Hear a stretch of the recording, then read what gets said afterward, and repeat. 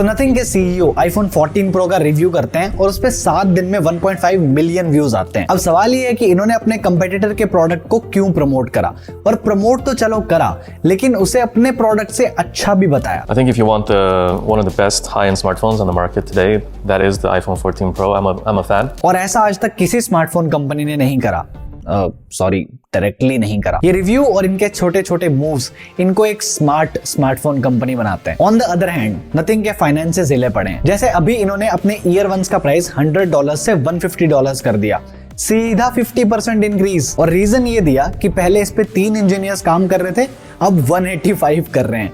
Come on, मतलब आप इससे बढ़िया बहाना नहीं बना सकते थे। So today we'll investigate these two bold extremes of nothing, which makes them smart and dumb at the same time. देखो, हर ब्रांड का अपना एक विजन होता है। जैसे Xiaomi ने जब स्टार्ट करा था तो वो एक बजट ब्रांड थे। Xiaomi का दूसरा नाम सबको याद होगा, सस्ता एप्पल, ऐसे ही थोड़े ना बुलाते थे। अब मेजोरिटी इंडियंस के दिमाग में ये हो गया कि Xiaomi सस्ते फोन ही बनाता है, तो जब इन्होंने महंगे बनाने की कोशिश भी करी तो वो हम जैसे 2-4 लोगों को अच्छे लगते हैं, बाकी जनरल ऑडियंस को पता भी नहीं चलता। क्योंकि वही बात है ना कि अगर महंगे फोन ही लेने हैं तो एप्पल और सैमसंग ना ले लें।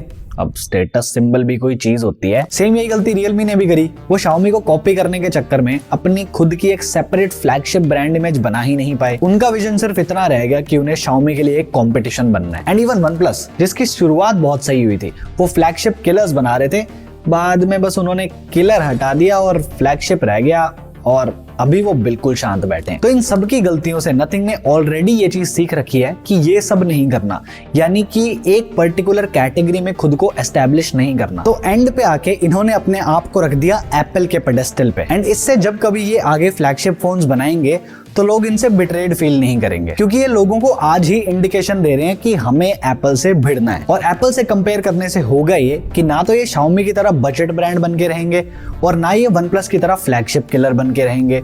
लोगों का परसेप्शन इनके लिए ओपन रहेगा, तो जो चाहे वो बना सकते हैं। पर इसको सुन के आपको किसी की याद नहीं आ रही, क्योंकि ये मॉडल देखा देखा सा लग रहा है। नथिंग दिखाया ऐसा रहा है कि इन्हें एप्पल बनना है, बट एक्चुअल में इन्हें एप्पल और सैमसंग का कॉम्बिनेशन बनना है। ऐसा मैं क्यों कह रहा हूँ? देखो, एप्पल का तो साफ ही है, ये खुद ही कह रहे हैं हमें एप्पल से तो भिड़ना ही है। एट द सेम टाइम ये लोग इस चीज पे भी ध्यान दे रहे हैं कि ये बाकी एंड्रॉइड ब्रांड्स की तरह किसी कैटेगरी में बंधे ना रह जाएं। तो जो ये बनना चाहते हैं वैसा सिर्फ सैमसंग ही है। सैमसंग हर सेक्टर में अपने फोन बेच सकता है, चाहे 10,000 का हो या 1 लाख का। सैमी तो आपको हर जगह मिल जाएगा और लोग खुशी खुशी लेते भी हैं। लेकिन जब ये ऐसा कुछ कह रहे हैं तो इनडायरेक्टली ये यही तो कह रहे हैं कि जो चीज एप्पल कर रहा है हम वो सारी चीज एंड्रॉइड डिपार्टमेंट में करके दिखाएंगे। सीईओ खुद आईफोन्स के रिव्यू कर रहे हैं, जिससे कि वो लोगों के अंदर एक माइंडसेट क्रिएट करना चाहते हैं कि इनके ब्रांड को हमेशा एप्पल के इक्विवेलेंट रखा जाए। और इस रिव्यू में सीईओ ने ये नहीं कहा कि हमारा प्रोडक्ट आईफोन से बेटर है, जैसे बाकी कंपनीज कहती रहती हैं। मतलब बिल्कुल नॉनसेंस कंपैरिजन नहीं करा। उन्होंने क्लियरली बोला है कि अगर आप अफोर्ड कर सकते हो तो 14 pro one of the best product है,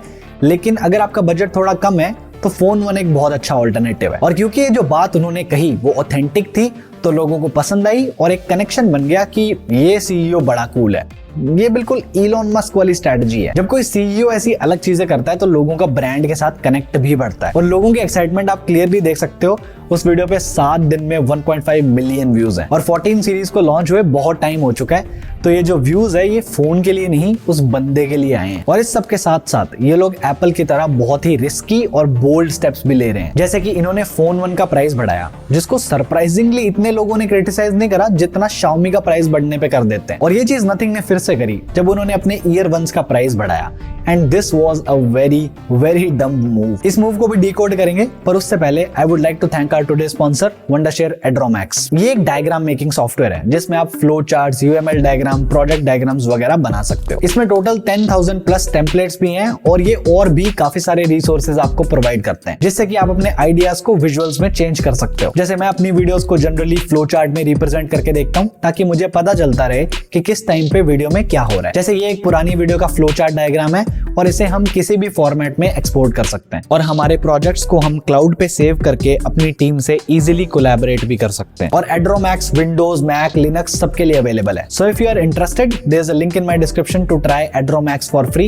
hope it will make your learning easy and fun. अब हम नथिंग के डम डिसीजंस को देखते हैं। लोग इनके फोन 1 की बहुत तारीफ करते हैं एंड ऑनेस्टली वो डिवाइस है भी तारीफ करने लायक, क्योंकि जैसा इन्होंने कहा था कि ये लोग सॉफ्टवेयर पे काम करेंगे वो चीज दिख भी रही है। फोन 1 में अब काफी सारे अपडेट्स आ चुके हैं है और वो एक बहुत सॉलिड फोन बन चुका है। रिव्यू में मेरे को जो भी शिकायतें थी, जैसे इसकी बैटरी बहुत बेकार है, उसको इन्होंने फिक्स कर दिया है, यूआई में 2-4 चीजें इधर उधर थी, उसको भी इन्होंने फिक्स कर दिया है। लेकिन इन सारी तारीफों के पीछे कुछ चीजें छुप रही हैं। फॉर एग्जाम्पल, मेरे पास इनके ईयरबड्स हैं और उस पे लास्ट अपडेट कब आया था मुझे याद भी नहीं है, और दिनों दिन इनका ऑडियो एक्सपीरियंस भी खराब होते जा रहा है। जैसे चलते चलते कभी कभी ये डिस्कनेक्ट हो जाते हैं, अपने आप इनकी आवाज आनी बंद हो जाती है और फिर 4-5 सेकंड के बाद अपने आप आवाज वापस भी आ जाती है। और ये इश्यूज सिर्फ मेरी यूनिट के साथ नहीं है, बहुत सारे ईयरबड्स की यूनिट के साथ ऐसे इश्यूज आते रहते हैं। और ये चीज मुझे इनसे एक्सपेक्टेड नहीं है, क्योंकि नथिंग ने ईयरबड्स का प्राइस बढ़ा दिया था, वो भी पूरे 50% से।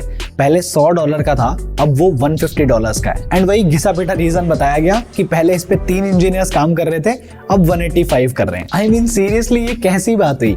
ऐसे तो आपकी कंपनी में हमेशा लोग बढ़ते रहेंगे, इसका मतलब ये थोड़ी ना है कि आप 1-1.5 साल पुराने प्रोडक्ट का प्राइस इतना बढ़ा दोगे। और चलो तुमने प्राइस बढ़ाया सो बढ़ाया, लेकिन प्रोडक्ट तो अभी भी सही से नहीं चल रहा। वो 185 लोग जो तुम लेके आए हो, वो क्या ट्विटर से उठाए थे क्या? मतलब वो कर क्या रहे हैं? और जब इन्होंने ईयरबड्स का प्राइस बढ़ाया, उसी सेम टाइम पे इन्होंने अपने ईयर स्टिक को लॉन्च करा, जिसका प्राइस था $100। और एक्चुअल रीजन भी यही था प्राइस बढ़ाने का, क्योंकि ईयर1 स्टिक 1 से तो बेटर है ना, क्योंकि उसमें नॉइस कैंसलेशन था। और अगर दोनों सेम प्राइस पे मिलेंगे तो फिर स्टिक 1 को कौन लेगा? तो अब शिकायत सिर्फ इतनी है कि तुम्हारे पोर्टफोलियो में 3 प्रोडक्ट्स हैं। अब आइडियली ईयरबड्स को तो तुम काइंड ऑफ डिसकंटिन्यू कर चुके हो, तो तुम्हारे पोर्टफोलियो में सिर्फ 2 प्रोडक्ट्स हैं, फिर भी तुम्हारे पुराने प्रोडक्ट सही नहीं चल रहे। और फोन 1 की हर प्रॉब्लम को इन्होंने धड़ाधड़ फिक्स किया है और अभी भी कर रहे हैं। तो रिसोर्सेज तो इनके पास अवेलेबल हैं, 185 पीपल ये इजीली प्रॉब्लम्स को फिक्स कर सकते हैं, पर ऐसा कुछ कर नहीं रहे। तो इसके रिगार्डिंग मैंने इनके सपोर्ट टीम से बात करी थी और उन्होंने बोला आपके पास सर्विस सेंटर है, वहां जाके आ जाओ। अब शॉकिंग बात यह है कि मैं बहुत छोटे शहर में रहता हूँ और वहां पे इनका सर्विस सेंटर आ गया, जो कि बहुत अच्छी चीज है। तो उन्होंने 2 दिन के लिए मेरे ईयरबड्स को रख लिया। अब अगर उसमें कुछ होगा ठीक तो कर देंगे, वरना वो मुझे एक नया पेयर दे देंगे। तो कल परसों तक अपडेट मिल जाएगा, लेट्स सी व्हाट हैपेंस। अब इस सब में थोड़ी शॉकिंग बात यह है कि चाहे ईयर1 ईयर स्टिक से एक बेटर प्रोडक्ट था, लेकिन इंडिया में ईयर1 का प्राइस था 6000 और ईयर स्टिक का प्राइस है 8200। तो नथिंग अपने पुराने प्रोडक्ट से एक सर्टेन लेवल नीचे का प्रोडक्ट लाता है और उसको फिर महंगे में भी बेचता है। ये चीज मेरे को हजम नहीं हो रही। तो डीपर जाने के बाद आपको ये समझ आता है कि इनके फाइनेंसेस हिले पड़े हैं और इसी की वजह से इंडिया में ईयरबड्स को काइंड ऑफ डिसकंटिन्यू कर दिया गया है। पर इसके पीछे रीजन क्या है? एक्चुअली काल ये मानते हैं कि इंडिया के लोग प्रोडक्ट को बहुत ही सोच समझ के और परख के लेते हैं, जो कि बिल्कुल सही बात है। तो अब देखो, ईयर1 का ग्लोबल प्राइस था $100, यानी कि करीब 8000, लेकिन इन्होंने इंडिया में लॉन्च करा था 6000 में। एंड सेकेंडली, ईयर स्टिक बाहर है $100 की, यानी कि रफली 8000, और इंडिया में लॉन्च कितने में करी गई? 8000। तो अब ऐसा तो कर नहीं सकते कि ईयर स्टिक ग्लोबली ईयर1 से सस्ती है और इंडिया में वो ईयर1 से महंगी बेच रहे हैं। तो इस सिचुएशन से डील करने के 2 तरीके हैं। पहला तरीका कि आप बढ़िया ईयर स्टिक को 8000 में बेचो, लेकिन ईयरबड्स का प्राइस बढ़ा के आप 9-10 हजार कर दो। लेकिन हम सब जानते हैं कि इंडिया के हिसाब से ये एक बहुत बड़ा प्राइस जंप हो जाएगा कि पहले 6 था और अब 10 कर दिया, बहुत गालियां पड़ेंगी। फिर अब दूसरा तरीका ये निकल के आता है कि ईयर स्टिक को ईयर1 से कम प्राइस पे लॉन्च करो, यानी कि लगभग 4000, मतलब 5 पे करोगे तो 5 और 6 में उतना फर्क नहीं है ना। और वो लिपस्टिक अगर इतनी सस्ती लॉन्च कर दी तो प्रॉफिट मार्जिन गिर जाएंगे। तो इससे बढ़िया पुराने प्रोडक्ट को डिसकंटिन्यू कर दो, ताकि कम से कम नए वाला तो बिके। इसलिए ये लोग अब इंडिया में ईयरबड्स को नहीं बेचेंगे। नथिंग इंडिया की वेबसाइट पे जब आप नीचे स्क्रॉल करके प्रोडक्ट सेक्शन में देखोगे भी तो ईयरबड्स दिखाता ही नहीं है, बिल्कुल एप्पल की वेबसाइट की तरह। और फ्लिपकार्ट पे भी जब आप रीडायरेक्ट करोगे तो एरर आता है, आउट ऑफ स्टॉक नहीं आता, एरर आता है, जैसे कि ये प्रोडक्ट कभी हमारी वेबसाइट पे लिस्टेड ही नहीं था। मतलब सिंपल है, उन्होंने फ्लिपकार्ट के अंदर से उसको रिमूव कर दिया है। तो फर्दर इससे मैं एक चीज डिकोड कर पा रहा हूँ कि being a startup company nothing long term decisions नहीं ले पा रहा। यानी कि अगर ये चीज थोड़ी पहले सोची गई होती